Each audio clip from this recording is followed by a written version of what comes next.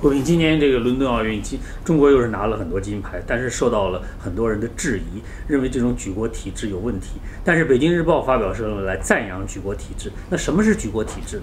呢？举国体制简单说来就是政府用纳税人的钱，用来培养少数尖子，让这些尖子能够在国际比赛中获得金牌。那么这个在中国它是有个非常庞大的一个系统，从小学乃至从幼儿园开始，就在物色所谓这个运动员的苗子。那么只要发现你这个孩子这方面素质比较好，就把你就是进行这个专门的训练的了。因为你这个进行这个专业训练非常苦，而且呢，成功率是非常非常的低。那么大部分运动员下来，大部分人下来呢，你根本不见得能进入专业运动员的这个行列。你成了专业运动员之后，你也未必就能拿到这个很重要的名次。再加上退休之后，你的这个由于没有一技之长，在这个以后的出路也是很大一个问题。但是呢，他这个政府他不管这些，他把他的所有这个体育方面的这个资金呢，都花在这个培养这个少数尖子上。正因为这样子呢，他就可以使得中国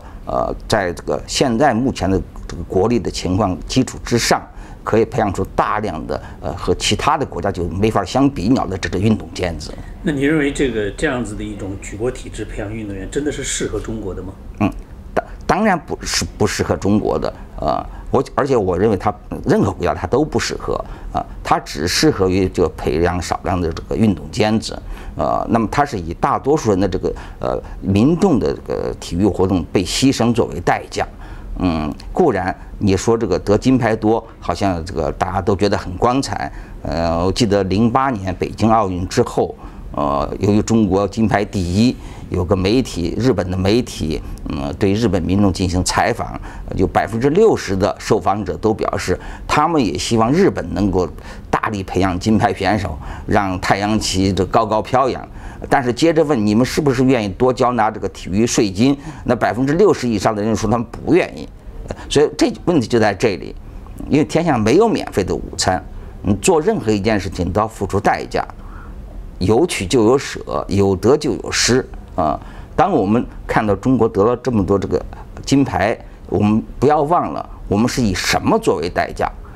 中国之所以能够产生这么多这个尖子这个选手，就在于这个中国的这个民众的这个体育运动是作为他的一个牺牲品。在今天的中国，这个体育设施是非常这个和我们的国力这个完全不相称，和一般的这些那个国家就没法相比。你就拿这个日本地方那么狭小，那么据统计呢，日本人均的体育场地都是这个19平米，而中国呢只有1.04平米，也就是这个日本的这个人均体育设施这个场地这是中国的这个10几倍。那么其他你就拿游泳，这次中国游泳选手取得了非常好的成就。但是我们想把中国和这个比如美国、澳大利亚这些游泳大国相比，单单是公共游泳池的数量，那就是相差我觉得是100倍以上。你像在这些地方，这个游泳池遍布，而一般人这个游泳活动也相当的普及。而在中国呢，这个公共游泳池非常少。现在它公共设施不但少，而且大部分还不对外开放。有的对外开放呢，还取这个特别高的费用。这么一来呢，就是使中国这一般的民众能够参与这个体育活动的这个比例，